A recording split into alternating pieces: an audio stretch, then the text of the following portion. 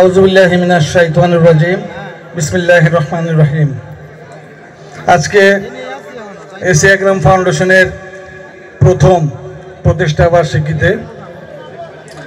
বার্ষিকী আয়োজিত আজকের এই অনুষ্ঠানের সম্মানিত সভাপতি আমার শ্রদ্ধেয় চাচা মোর্শেদ আলম দুলাল উপস্থিত আছেন।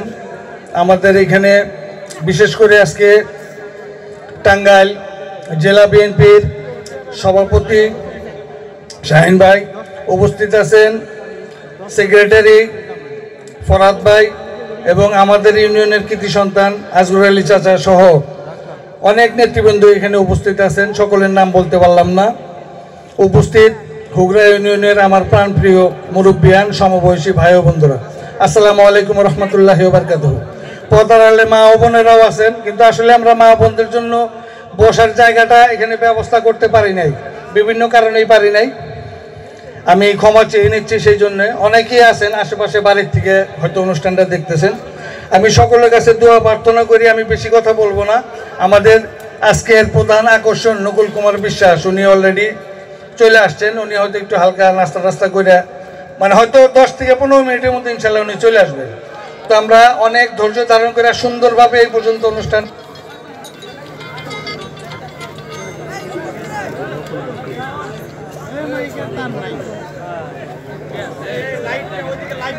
একটু অনুরোধ করব যে আপনারা একটু ওই তারগুলা যেখান দিয়ে গেছে, বিশেষ করে সাউন্ড সিস্টেমের, এগুলো একটু লক্ষ্য করে পাড়াটারা দিয়েন। তো যাই হোক, যে কথা বলতেছিলাম, দাদা চলে আসছে, উনি আসবে আমাদের মধ্যে গান পরিবেশন করবে অনেক সুন্দরভাবে। এতক্ষণ ধৈর্য ধরে আপনারা সকলেই অনুষ্ঠানটা উপভোগ করতেছেন। আমি আশা করব শেষ পর্যন্ত ইনশাআল্লাহ তাআলা আপনারা এই ধৈর্যের পরিচয় দিবেন এবং এই সুশৃঙ্খলতার পরিচয় দিবেন, যাতে সুন্দরভাবে আমরা সকলেই এই অনুষ্ঠানটা উপভোগ করতে পারি।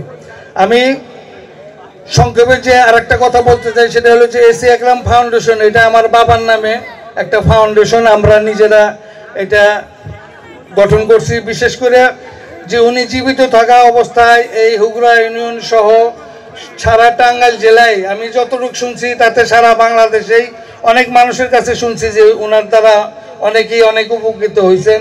আর ওনার একটা বিষয় ছিল, বিশেষ করে এই ইউনিয়নের মানুষের জন্য তার একটা আলাদা ব্যাপার স্যাপার ছিল। উনি সবসময় এই ইউনিয়নের মানুষের প্রতি তার নিজের পরিবারের মানুষের মতো মনে করত। তো যাই হোক, ওনার সর্বাত্ম একটা চেষ্টা ছিল সকলের পাশে দাঁড়ানো, সকলের উপকার করা, অসুস্থ মানুষের চিকিৎসা করানো, অনেক দরিদ্র মেয়েদের বিয়ে শাদী দেওয়া, অগভীর নলকূপ স্থাপন করা, এই ধরনের গরিব মানুষের ঘর বাড়ি থেকে শুরু করে এরকম অনেক সাহায্য সহযোগিতা। এটা আমার নতুন করে বলার কিছু নয়, আপনারা সবাই জানেন। তো আল্লাহ যেহেতু তাকে নিয়ে গেছে, তার এই কাজগুলার ধারাবাহিকতা আল্লাহ আমাকে দিয়ে যাতে করায়, এই দোয়াটা আপনাদের কাছে চাই। এবং আমি চেষ্টা করতেছি এই ফাউন্ডেশনের মাধ্যমে যতটুকু আমি পারি, ক্ষুদ্র আমার চেষ্টায় আমি চেষ্টা করতেছি যাতে এই ফাউন্ডেশনের মাধ্যমে গরিব দুঃখী অসহায় মানুষের পাশে যাতে আমি দাঁড়াইতে পারি। এইটুকুই আমার চাওয়া, আর বেশি কিছু না। আপনাদের কাছে আমার মৃত মা বাবার জন্য দোয়া প্রার্থনা করব। এখানে যারা উপস্থিত হয়েছেন সকলের প্রতি আমি কৃতজ্ঞতা জানাই। আজকে আপনাদের কারণে আমাদের এই আয়োজনটা সার্থক। বিশেষ করে টাঙ্গাইল থেকে যে সমস্ত অতিথিবৃন্দ এখানে উপস্থিত হয়েছেন, সকলের প্রতি আমি অনেক অনেক কৃতজ্ঞতা জানাই, কারণ ওনারা এসে আমাদের অনুষ্ঠানকে অনেক বেশি সম্মানিত করেছেন, আমাদেরকে সকলকেই সম্মানিত করেছেন।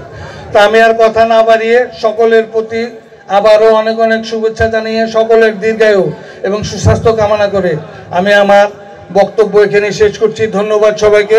আসসালামু আলাইকুম রহমতুল্লাহ। আর ভাই, সব ঠিক আছে তো ইনশাল্লাহ? এই জোরে হাততালি হবে, জোরে হাততালি হবে। মোটামুটি ইনশাল্লাহ এই পর্যন্ত যতটুক হয়েছে, আমার ছোট ভাই জীবন, ও এই জীবন, ও হইল মিউজিক কম্পোজার, মানে সঙ্গীত পরিচালক, তারপরে অনেক ভালো গান গায়। এতক্ষণ যতটুক চেষ্টা করছে আপনাদেরকে একটু আনন্দ দেওয়ার, হয়তোবা আমি আশা করি ও ভালোই যতটুক চেষ্টা করছে, হয়তো পারছে কিছুটা। তো এখন নকুলদা মোটামুটি চলে আসতে কাছে, একটু সামান্য একটু সময়, আপনারা কোনো উশৃঙ্খলতা করেন না। আর একটা অনুরোধ, নকুলদা যখন আসবে উনি গাড়িটা নিয়ে এখানে ভিতরে ঢুকবে, আপনারা দয়া করে এই পাশ থেকে একটু সইরা যায় রাস্তাটা করে দিবেন, যাতে ওনার গাড়িটা একদম মঞ্চের কাছে আসতে পারে। এইটুকু সহযোগিতা আপনাদের কাছে আমি চাই। কি পারবেন না ভাই? গাড়িটা যখন আসবে, ওই গ্রাম পুলিশরা আছে, ভলেন্টিয়াররা থাকবে, ওনারা যখন আসবে একটু আপনারা সইরা যায় একটা রাস্তা করে দিবেন এই পর্যন্ত, গাড়িটা যাতে আসতে পারে। আপনাদের কাছে এইটুকু বিনীত অনুরোধ। তো ধন্যবাদ সবাইকে। আসসালামু আলাইকুম রহমতুল্লাহ।